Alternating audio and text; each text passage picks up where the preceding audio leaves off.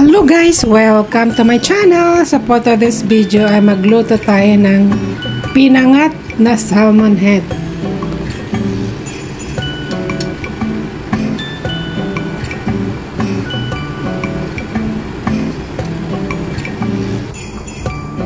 So ito ang ating mga ingredients. So mayroon tayong eggplant. So i-slice lang natin.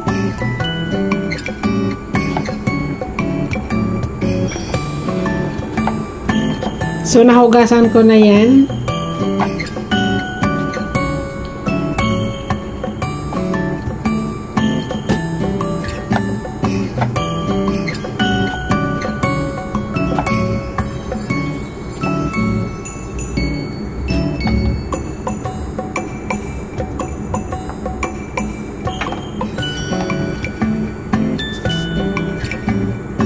And then syempre may tomato tayo.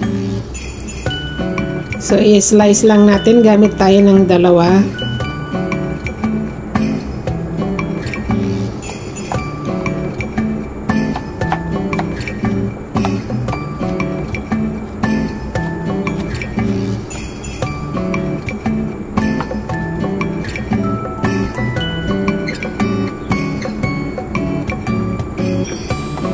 Ayan, tapos na. And then mayroon din tayong onion. I-slice lang natin.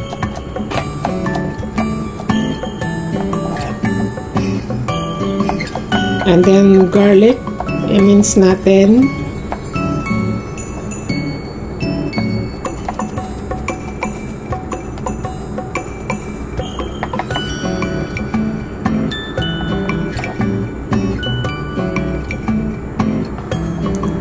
And then syempre ang ginger, pampatanggal ng lansa. So maglagay tayo. So pitpitin lang natin para lumabas yung lasa. So ayan guys ang ating mga ingredients. So mag-chop din tayo ng spring onion.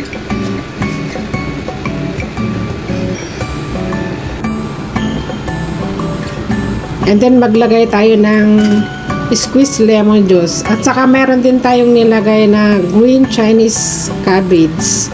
At saka yung isang green chili. So nahugasan ko na lahat yun guys. So ayan, ready na lahat. So i-fry na natin yung ating ginger.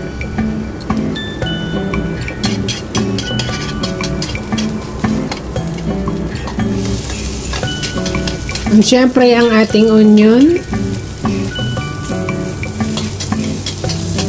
at ang ating garlic para mas lalong bumango. So ayan, konti lang ginamit kong oil. So ilagay na natin yung tomato.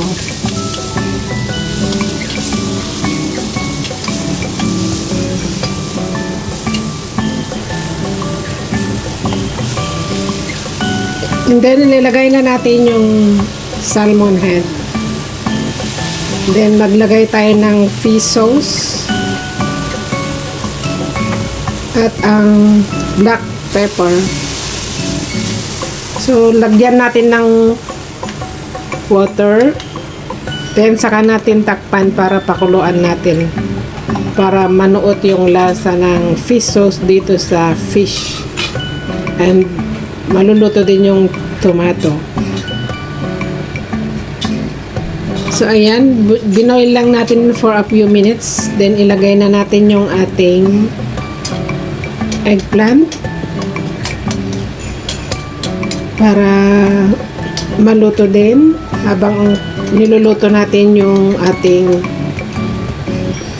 salmon head.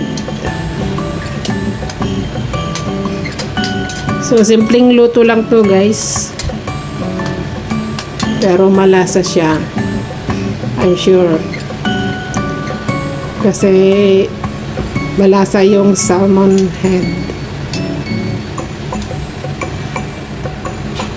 So, iluto natin to for a few minutes only.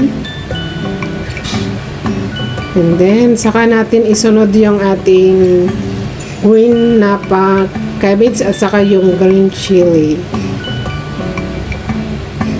So, mabilis lang maluto. So, i-cover din natin.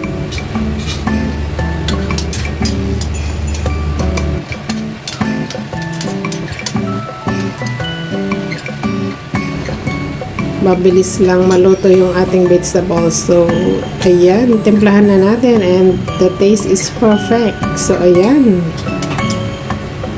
May ulam na naman tayo, guys. Then, itoppings natin yung spring onion. Ayan. And then, ilagay na natin yung squeezed lemon para lalo pang lumasa.